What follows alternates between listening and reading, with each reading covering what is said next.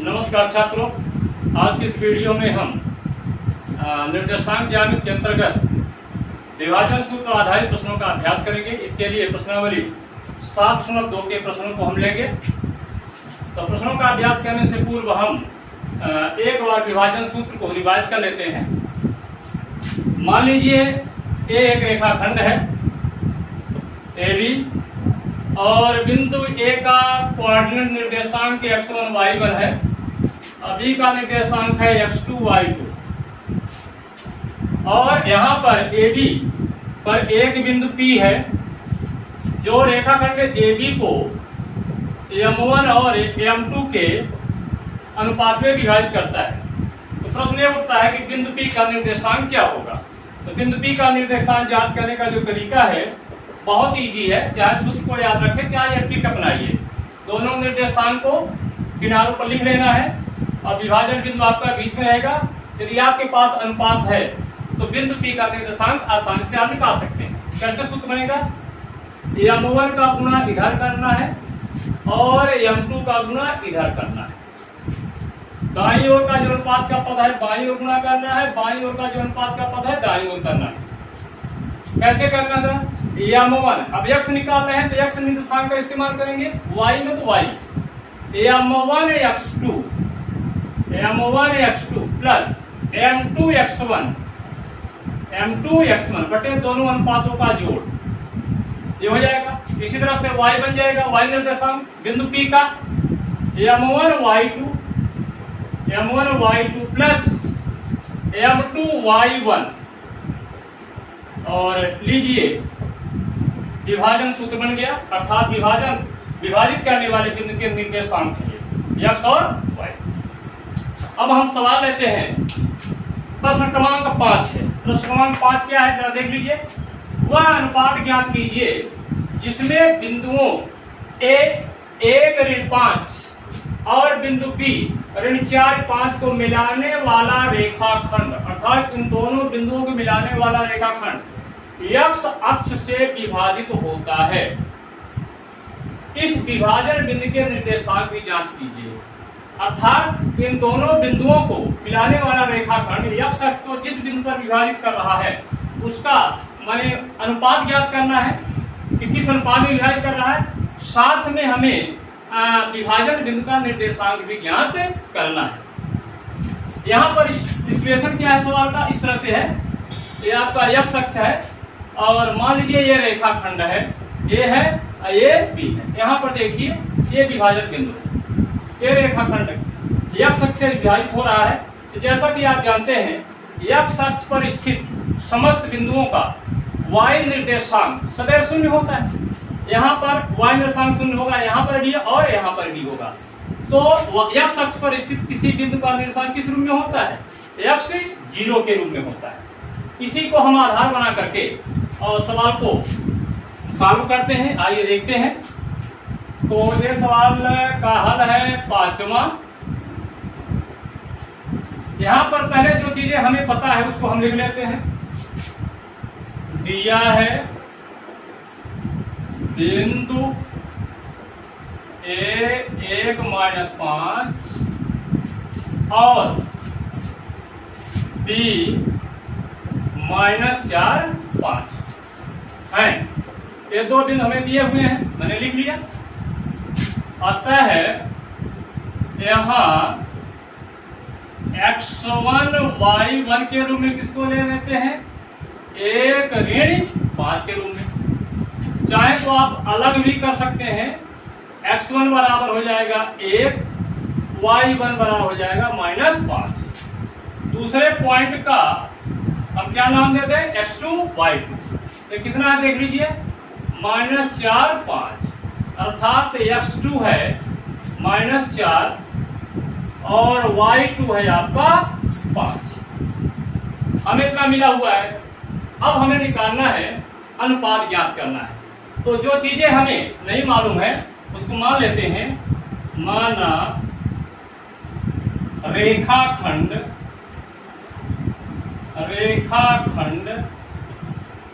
AB x अक्ष द्वारा m1 अनुपाते m2 के अनुपात में विभाजित होता है, विभाजित होता है। भाषा देखिए, आप दूसरे ढंग से भी कर सकते हैं, ऐसे भी कह सकते थे। माना यहाँ x अक्ष रहेगा, x अक्ष द्वारा, यहाँ पर ऐसे भी कर सकते थे। माना x अक्ष रेखाखंड AB को m1 अनुपाते m2 के अनुपात में विभाजित करता है, ऐसा लिख सकते थे। यहाँ भी लिखा, माना रेखाखंड AB x अक्ष द्वारा m1 अनुपाते m2 के अनुपात में विभाजित होता है। अपनी बात को कई तरीके से हम कह सकते हैं। अब यहाँ पर चूंकि विभाजन बिंदु कहाँ है, x अक्ष पर है, तो कौन सा निर्देशांक शून्य होगा, y। इसको हम स्पष्ट कर दें। चूंकि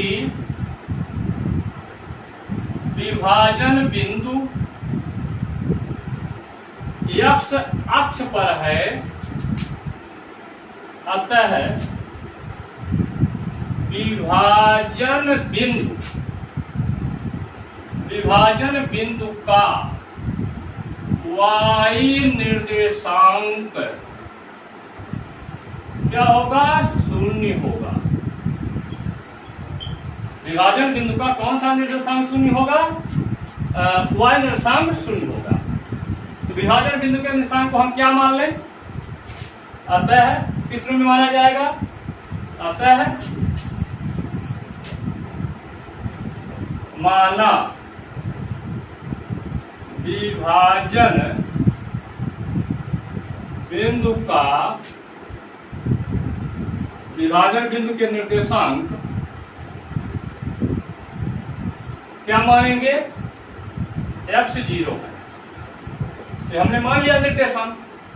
यहाँ पर ध्यान दीजिएगा, विभाजक बिंदु का y निर्देशांक शून्य है और यही सहयोग करेगा अनुपात को ज्ञात करने के लिए, क्योंकि हमें अनुपात निकालना है और अनुपात हमने क्या माना है, m1 अनुपात m2 के अनुपात में विभाजित होता है। तो यहाँ पर y निर्देशांक हमें पता है, शून्य है, इसी का हम इस्तेमाल करेंगे अनुपात को ज्ञात करने के लिए। अब y निर्देशांक किसका लिख दीजिए, विभाजन बिंदु का y निर्देशांक क्या बनेगा, y निर्देशांक सूत्र क्या होता है, m1 y2 plus m2 y1 अपान m1 प्लस m2। मैंने आपको ट्रिक बताया, यहाँ पर आप रख लीजिए।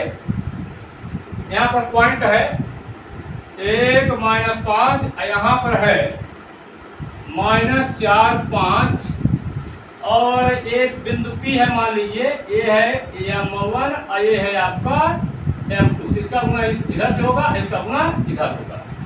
आप डायरेक्ट यहाँ से लिख सकते हैं। y निर्देशांक है कितना, विभाजन बिंदु पर देखिए 0। m1 y2, m1 ये हमारा x2 y2 है और ये x1 y1 है। तो m1 y2 यानी ये रहेगा, तो यानी रहेगा m1 गुणे 5 धन m2 y1 कितना -5, m2 गुणे -5 बटे दोनों अनुपातों का जोड़। तो यहां पर आ गया। अब इसको आप ऐसा करिए कि यहां पर क्रिया गुणा कर दीजिए, तो ये हो जाएगा 0। यहाँ क्या आ जाएगा, 5m1 -5m2 और सरल कर लीजिए, इसको इधर लाइए, 5m2 बराबर 5m1। इसको उधर ले जाए, उसको इधर लाइए, या m2 उधर ले जाइए, तो 5/5 बराबर हो गया m1/m2। तिरछा गुना हो जाएगा ना, इधर गुना उधर भाग होगा, 5 कट गया, यहाँ 1 और 1 आ गया। इस प्रकार से अनुपात क्या बना, अनुपात बन रहा है अतः m1 अनुपाते m2 बराबर हो गया 1:1। अर्थात कहने का मतलब है कि विभाजन बिंदु जो है उसको 1:1 के अनुपात में विभाजित कर रहा है। अब कह रहा है विभाजन बिंदु का निर्देशांक ज्ञात कीजिए। तो जैसा कि आपको मालूम है y निर्देशांक तो 0 है, x निर्देशांक चाहिए। तो अब x बराबर क्या होगा? x बराबर होगा m1 x2 plus m2 x1 अपान m1 प्लस m2। यहाँ पर इस सूत्र आप इस्तेमाल कर सकते हैं, सूत्र में मान भी रख सकते हैं, और नहीं तो मैंने आपको बताया इस ट्रिक का इस्तेमाल आप कर लीजिए। यहाँ पर निर्देशांक क्या है? 1 ऋण 5 और यहाँ पर है -4 5 और यहाँ पर अनुपात मिल चुका है 1 और इधर भी कितना है 1 और यहाँ निकालना है x0। तो x निकालना है तो x कैसे निकालेंगे? यहाँ से डायरेक्ट आप निकाल सकते हैं। सूत्र आप यूज करें या ना करें, डायरेक्ट देख लीजिए आप। इसका गुणा होगा इधर और इसका गुणा होगा इधर, तो क्या हो जाएगा? 1 गुणे -4, इस बार x निर्देशांक का इस्तेमाल करना है। 1 गुणे -4 प्लस m2 कितना है यहाँ पर 1 गुणे 1 बटे 1 धन 1, ऐसे निकाल सकते हैं। या m1 m2 x1 x2 का मान रखेंगे तो यही रिजल्ट आपको मिलेगा। कितना आ जाएगा यहाँ? -4 धन 1 बटे 2 बराबर हो गया -3 बटे 2। तो यहाँ पर मिल गया हमारा -3 बटे 2। इस प्रकार से विभाजन बिंदु का निर्देशांक हमें मिल चुका है। विभाजन बिंदु का निर्देशांक हुआ आता है, ज्यादा लैंग्वेज इस्तेमाल न करें, आता है x0 बराबर हो जाएगा, x का मान कितना आया है? -3 बटे 2 और 0, अरे आपका हो जाता है आंसर। इस प्रकार से प्रश्न क्रमांक 5 हल होता है। अब हम बात करेंगे प्रश्न क्रमांक 7। तो 7 को देख लीजिए क्या कहता है। अब हम 7 की बात करेंगे। 7 है बिंदु A के निर्देशांक ज्ञात कीजिए जहां AB एक वृत्त का व्यास है। ध्यान से देखिएगा, A के निर्देशांक ज्ञात करना है जहां AB एक वृत्त का व्यास है जिसका केंद्र 2 -3 तथा B के निर्देशांक 1 4 है। यानी एक वृत्त है और वृत्त का एक व्यास है, व्यास का नाम है AB और B का निर्देशांक आपको दिया हुआ है। B का निर्देशांक दिया हुआ 1 4। केंद्र यहाँ पर मान लीजिए कि C है और C का निर्देशांक दिया हुआ है 2 -3 है। केंद्र का निर्देशांक दिया हुआ है 2 -3। पूछ रहा है A का निर्देशांक क्या होगा, तो अपन मान लेते हैं x1 y1। यहाँ पर देख लीजिए ये निर्देशांक दिया हुआ है केंद्र का। अब आप जानते हैं कि जो केंद्र होता है वो व्यास को समद्विभाजित करता है, क्योंकि केंद्र व्यास के मध्य बिंदु पर होता है। अब व्यास उसे कहते हैं एक ऐसी जीवा जो वृत्त के केंद्र से होकर के जाती है। तो ये भी एक व्यास है और C उसका केंद्र है। केंद्र का निर्देशांक आपको मालूम है। व्यास के एक सिरे का निर्देशांक मालूम है 1 4, दूसरे का सिरे का निर्देशांक हमें पूछ रहा है। तो यहाँ पर C जो है AB का मध्य बिंदु है, तो मध्य बिंदु का सूत्र लगाएंगे। आपको मालूम है यदि एक सिरे का निर्देशांक x1 y1 हो, दूसरे सिरे का निर्देशांक x2 y2 हो, तो मध्य बिंदु का निर्देशांक क्या होता है? आप जानते हैं एक रेखाखंड के मध्य बिंदु का निर्देशांक होता है दोनों x निर्देशांकों का जोड़ बटे आधा और दोनों y निर्देशांकों का जोड़ बटे आधा। सीधे सूत्र लगाइए, इसको आपको याद रखना चाहिए। मध्य बिंदु का निर्देशांक का सूत्र यही होता है। इसी सूत्र का हम इस्तेमाल यहाँ पर करेंगे। तो सबसे पहले जो दिया है उसको लिख लें। AB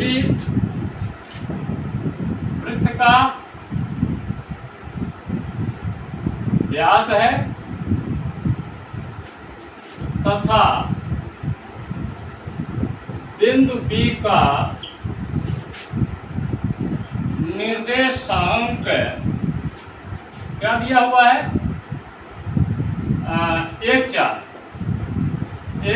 है। इसलिए हमें पता है, प्रश्न से पता है कि AB वृत्त का व्यास है तथा बिंदु B निर्देशांक, बिंदु B का निर्देशांक क्या है 1, 4 है। और क्या पता है वृत्त के केंद्र का निर्देशांक, वृत्त के केंद्र का निर्देशांक क्या दिया हुआ है 2 - 3 है। इतनी चीजें हमें पता है। अब हमें निकालना क्या है बिंदु A का निर्देशांक। तो आइए मान लेते हैं x1 y1। यहाँ एक चीज और लिख दीजिए, यहाँ x2 y2, इस जो पॉइंट दिया हुआ है इसको x2 y2 ले लेते हैं। 1, 4 है, जो 1, 4 है वो कैसा व्यवहार करेगा x2 y2 की तरह। मान लेते हैं, माना बिंदु A का निर्देशांक x1 y1 है, बिंदु A के निर्देशांक x1 y1 है। तो यहां तर्क दे दीजिए, चूंकि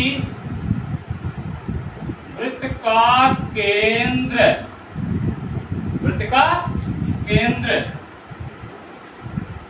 व्यास का मध्य बिंदु होता है, क्योंकि वृत्त का केंद्र व्यास का मध्य बिंदु होता है, अतः केंद्र के निर्देशांक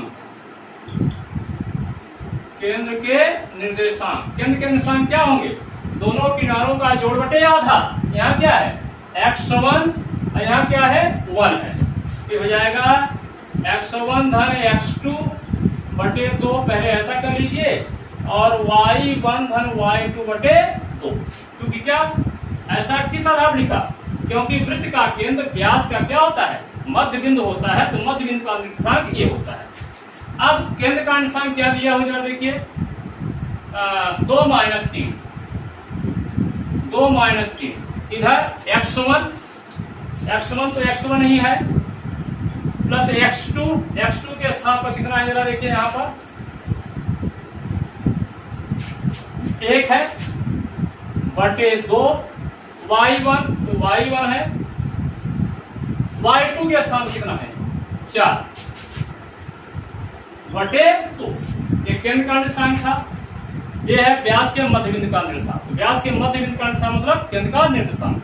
अब दोनों निर्देशांकों की हम तुलना कर लेते हैं यहाँ पर। तो यहाँ कहते हैं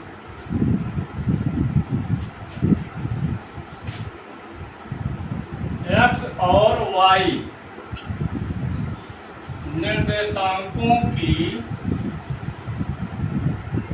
तुलना करने पर कर दीजिए।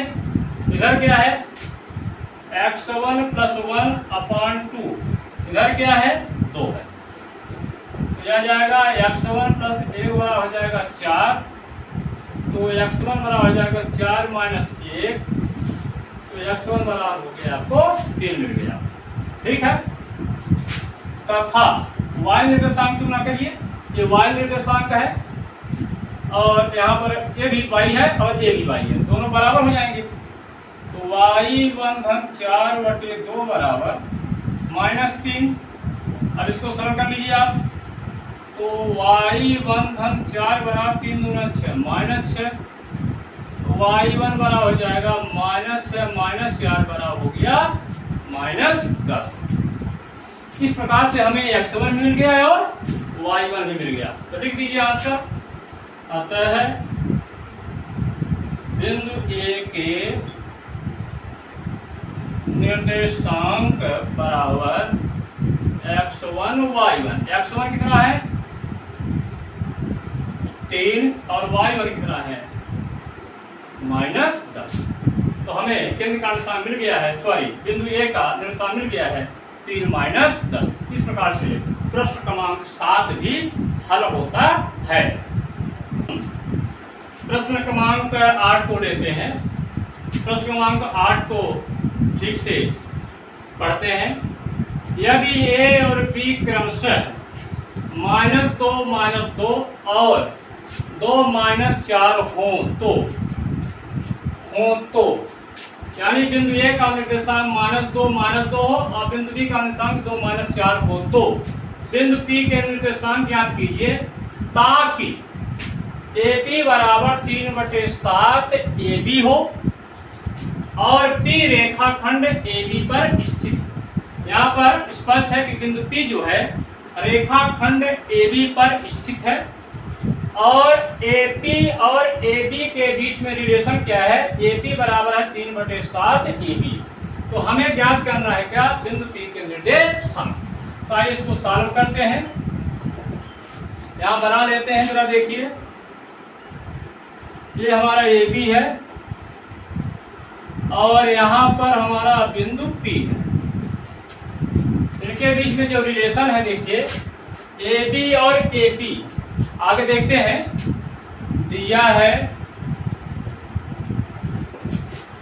बिंदु A और B के निर्देशांक क्रमशः हमें दिया हुआ है, ज्ञात है क्रमशः क्या क्या है? -2 और 2 - 4 है, ये निर्देशांक है। यहां पर आप लिख सकते हैं स्पष्ट है x1 y1 बराबर -2 और x2 y2 के स्थान पर क्या है? 2 - 4। ये आपका x1 है, ये y1 है, ये x2 है और ये y2। और क्या दिया है?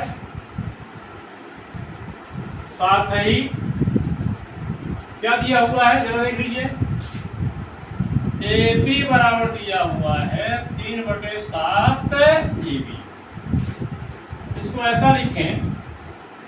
अब जरा देखिए A का निर्देशांक हमें मालूम है -2 है, B का निर्देशांक मालूम है 2 - 4 है, P का निर्देशांक पूछ रहा है। तो P का निर्देशांक तब ज्ञात होगा जब हमें अनुपात मालूम हो, अर्थात ये पता हो कि बिंदु P AB को, रेखाखंड AB को किस अनुपात में विभाजित करता है। फिलहाल जो सूरत हाल है वो इस टाइप का है। 3 AP का इसके साथ ऐसा लिख सकते हैं आप, यहाँ AB बराबर 3/7। यहाँ पर समझने के लिए यहाँ लिख सकते हैं AP/AB, अर्थात AP और AB के बीच में अनुपात कितने का? 3 और 7 का है। यानी AP 3 है और यहाँ से यहाँ तक कितना है? 7 है। हमें क्या चाहिए? AP और BP चाहिए, AP और BP का अनुपात चाहिए। तो यहाँ पर AB को हटाना होगा। तो हमने समझने के लिए आपको लिख दिया है यहाँ पर, इसको मैं AP है, हम इसको बनाते हैं क्या? PB। तो कैसे लिखेंगे इसको? यहाँ 3/7 AB, जरा देखिए AB के 2 टुकड़े मैं कर रहा हूं, AP धन PB। इसके पीछे का कारण क्या है? ताकि हमें AP और PB का अनुपात प्राप्त हो जाए। तो 7 के इधर गुना कर दीजिए तो आ जाएगा 7 AP, 3 का इसमें मल्टीप्लाई कर 3 AP प्लस 3 PB। अब यहाँ पर AP 2 जगह है, इसको इधर लाइए तो 7 AP माइनस 3 AP बराबर हो जाएगा 3 PB। यहाँ पर ध्यान रखिएगा AB को मैंने 2 भागों में तोड़ा है, किसके द्वारा? P के द्वारा, यानी AP प्लस PB किया है। अब यहाँ आ जाएगा 4 AP बराबर हो गया है आपका 3 PB। तो अनुपात बना लीजिए, AP के नीचे लाइए PB को और 4 को उधर ले जाइए तो हो गया 3/4। अर्थात यहाँ पर क्या मिला, अर्थात AP अनुपाते PB बराबर मिल गया आपको 3/4। तो यहाँ पर आपको ये मिल गया 3 है और ये कितना है 4 है। हमें बिंदु P का निर्देशांक निकालना है। अब आप डायरेक्ट निकाल सकते हैं बिंदु P का निर्देशांक, चाहे M1 और M2 के रूप में कर सकते हैं। यहाँ पर यहाँ M1 अनुपाते M2 बराबर है 3/4। अब इसका इस्तेमाल करें या ना करें, डायरेक्ट हम इसका इस्तेमाल करते हैं। हमें बिंदु P का निर्देशांक निकालना है तो इसका गुणा करना है इस वाले निर्देशांक से, इसका गुणा करना है इस वाले निर्देशांक से। तो यहां पर आएगा, पहले मान लीजिए, माना बिंदु P के निर्देशांक क्या मान ले, XY। तो जब XY है निर्देशांक हमने मान लिया, तब X बराबर क्या होगा जरा देखिएगा। A अनुपात है 3, I वाला 4 का है। अनुपात का पहला पद है 3 और दूसरा पद है 4। गुणा कैसे करना है, इस अनुपात का गुणा उधर करना है, उस अनुपात का गुणा इधर करना है। तो मैं यहाँ करता हूं, पहले हम निकाल रहे हैं X निर्देशांक। तो 3 का गुणा होगा 2 से, 3 गुणे 2 धन। 4 का गुणा होगा -2 से, 4 गुणे -2 बटे दोनों अनुपातों का जोड़। अनुपात है 3 धन 4। ये हो गया 3 दूना 6 और 4 दूना 8 -8 बटे 4 3 7। ये बराबर हो गया -2/7। तो x का मान तो मिल गया, अर्थात x निर्देशांक हमें मिल गया है। अब हमें क्या चाहिए, y निर्देशांक। पुनः y बराबर, यदि आप सूत्र रखते हैं तब भी आ जाएगा। यहाँ पर x1 y बना है, x2 y2 है। बिना सूत्र के भी आप निकाल सकते हैं। तो क्या आ जाएगा, 4 का गुणा करेंगे किससे हो जाएगा आपका, यहाँ पर y का इस्तेमाल करना है तो 3 गुणे हो जाएगा आपका यहाँ पर -4। इस बार उसका इस्तेमाल करना है और 4 का गुणा होगा -2 से, तो 4 गुणे -2 बटे अनुपातों का जोड़। अनुपातों का जोड़ 3 धन 4, ये हो गया -12। 4 दूना 8 बटे 7 हो गया, ये आ गया -20/7। x का मान मिल गया, y का मान मिल गया। अतः x और y क्या मिल गया, अतः x y बराबर हो गया आपका -2/7 -20/7। इस प्रकार से बिंदु P का निर्देशांक आपको मिल गया है -2/7 और -20/7। इस प्रकार से प्रश्न क्रमांक 8 आपका हल होता है।